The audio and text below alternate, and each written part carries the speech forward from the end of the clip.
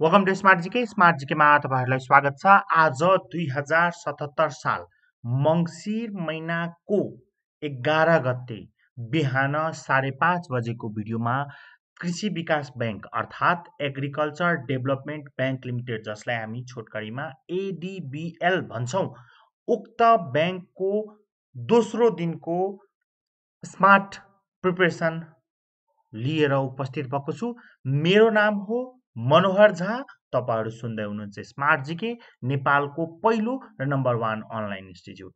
Number 1 किन भन्छौं? त्यसको लागि चाहिँ तयारी गर्ने शैली, तयारी गर्ने तरिका, स्टुडेन्टको इन्भल्भमेन्ट, स्टुडेन्टको जागर, जुन हामीलाई होमवर्क पठाउनुहुन्छ रेगुलरमा होमवर्क गर्छौं, र ओल्ड स्टुडेन्ट जुन क्लास सकिसकेको छ उहाँलाई पनि हामी सर्भ गरिरहेका हुन्छौं, जुन भइरहेको छ उहाँलाई पनि सर्भ गर्छौं।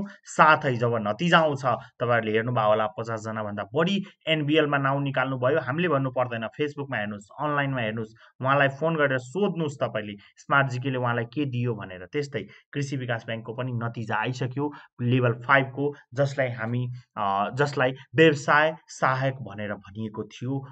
पदको नाउँ चाहिँ त्यसको पनि नतिजा आयो र नतिजामा तपाईले देखिसक्नु भयो होला।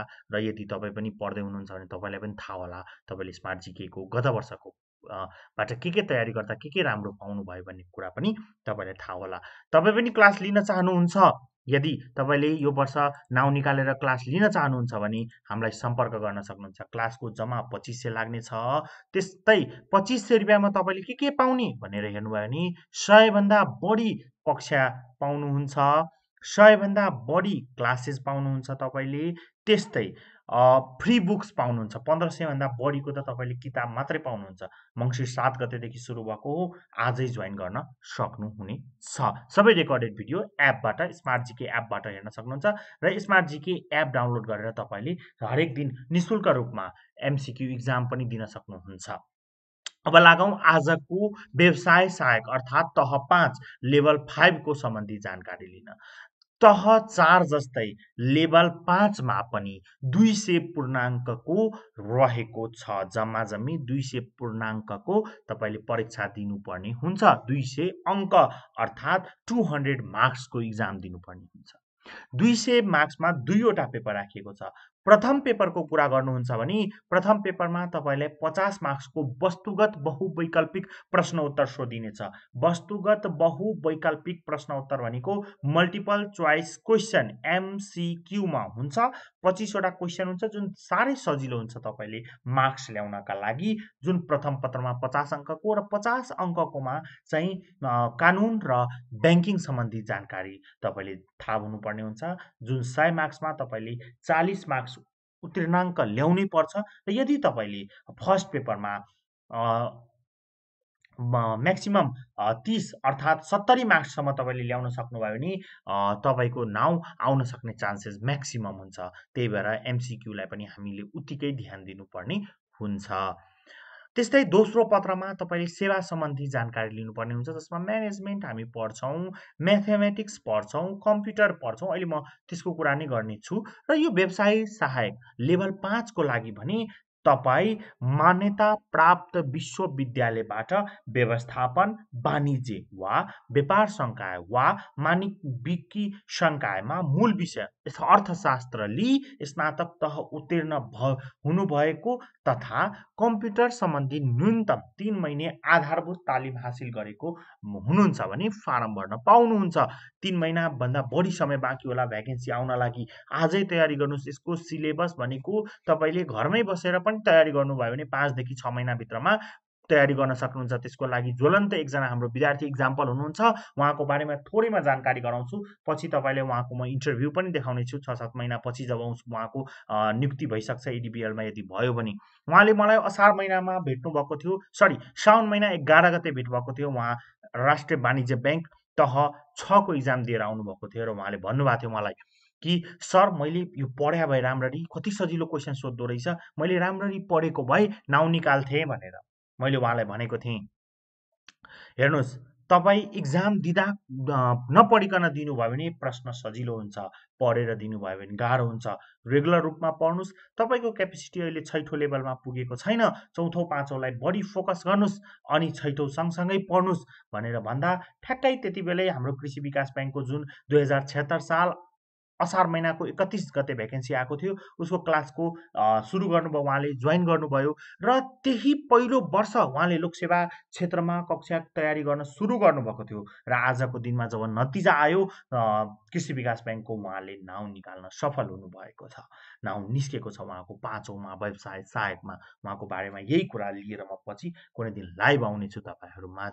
तपाईँ पनि सक्नुहुन्छ, आजैदेखि सुरु गर्नुभयो भने होइन, भ्याकेन्सी आइसकेपछि सिट खुल्ला कि नखुल्ला म पढौँला भनेपछि त्यो सिट तपाईँको लागि नहुन सक्छ, त्यो सिट अरूले क्याप्चर गर्न सक्छ। त्यही भएर तपाईँ हामीकै क्लास गर्नुपर्छ भनेर भन्न खोजे होइन, तपाईँले चाहिँ घरमै बसेर आजैबाट पढाइ सुरु गर्नुहोस्। आजैदेखि अब दसैँ सक्यो, तिहार सक्यो, छठ सक्यो, कोरोना पनि हाम्रो दिमागबाट सक्यो, अब नपढी कहिले पढ्ने, आजैबाट सुरु गर्नुहोस्, पढ्न तयारी सुरु गर्नुहोस्। तपाईँ यदि ब्याचलरको हुनुहुन्छ भने 5औँ तहलाई गर्नुहोस्, यदि तपाईँ प्लस 2 मात्र पास हुनुहुन्छ भने 4थो तहलाई तयारी गर्न सक्नुहुनेछ।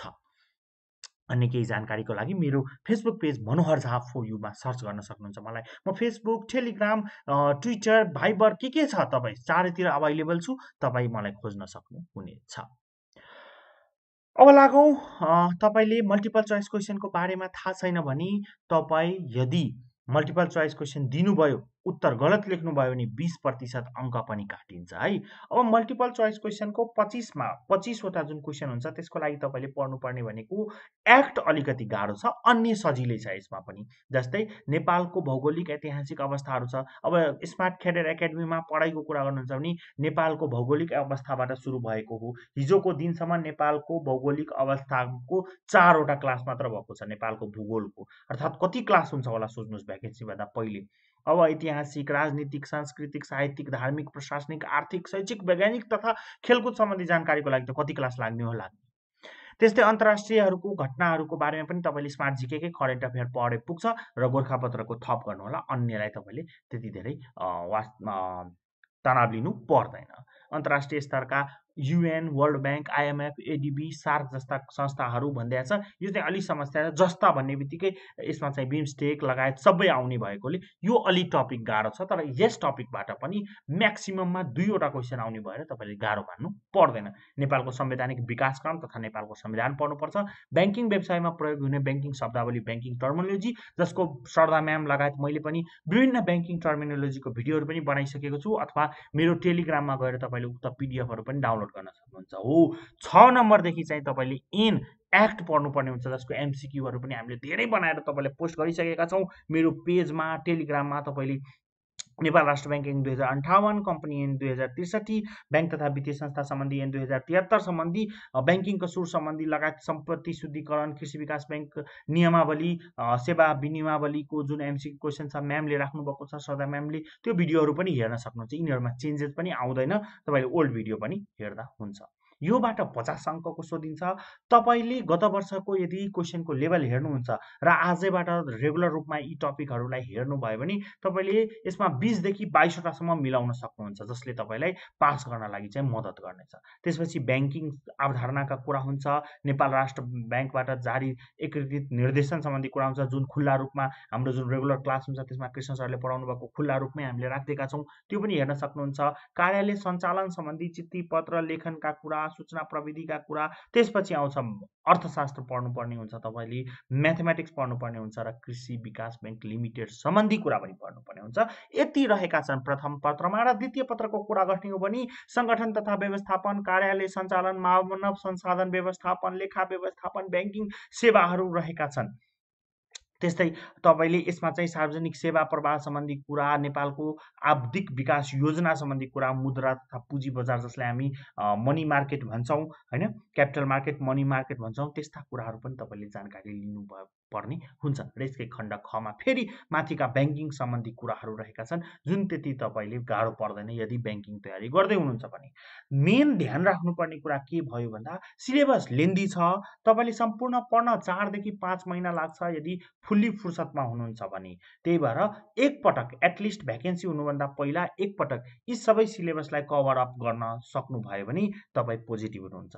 तपाईँ आफै किताब लिएर ब्याङ्क खोजेर सिलेबस खोजेर अन्य बुकहरू खोजेर पढ्न सक्नुभयो भने एकदम राम्रो। होइन म चाहिँ स्मार्ट जिकेबाट जुडेर पढ्छु, मलाई थोरै भयो नि स्मार्ट जिकेले हेल्प गर्छ र स्मार्ट जिकेले मलाई केही यसबाट गर्न सक्छ भने तपाईँलाई यदि पोजिटिभ सेन्स छ भने हामीसँग कन्ट्याक्ट भएर पनि जोइन भएर पनि तपाईँले कक्षा लिन सक्नुहुन्छ, जसको लागि विभिन्न नम्बरहरू दिएका छन्। यी नम्बरहरूमा कल गर्नुहोला। अन्य केही समस्या छ, फ्री सर्भिस पनि लिन चाहनुहुन्छ भने इक्जाम दिन सक्नुहुन्छ निशुल्क रूपमा हरेक दिन भइरहेको इक्जामहरू।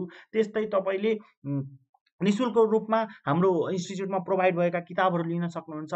निशुल्क रूपमा पनि किताब रहेका छन्, 2टा पत्रिका रहेका छन् जसमा तपाईँले जिके सम्बन्धी क्वेसन पाउन सक्नुहुन्छ। करेन्ट अफेयर निशुल्क रूपमा बुक रहेको छ। त्यस्तै राष्ट्रिय वाणिज्य ब्याङ्कको ओल्ड क्वेसनलाई समावेश गरिएको एउटा पत्रिका पनि छ, त्यो पनि निशुल्क रूपमा हुन त्यसको कस्ट 150 छ, तर हामीले निशुल्क रूपमा वितरण गरिरहेका छौँ। हाम्रा स्मार्ट जिके स्मार्ट क्यारियर एकाडेमीमा का सब्सक्राइबरहरूलाई हामीले पुरानो स्टुडेन्टहरूलाई हामी जहिले पनि सर्भ गरिरहेका हुन्छौँ। तपाईँ हामी कहाँ भिजिट गरेर लिन सक्नुहुन्छ। आउनु होला, किताब पनि लानु होला, एडमिसन गराउन मन लाग्यो तपाईँ एडमिसन गराउन सक्नुहुन्छ। अन्य केही जानकारी लिन मन लाग्यो पनि हामीलाई भेट्न सक्नुहुन्छ। आजको भिडियोबाट म बिदा लिन चाहन्छु। हस् त, धन्यवाद।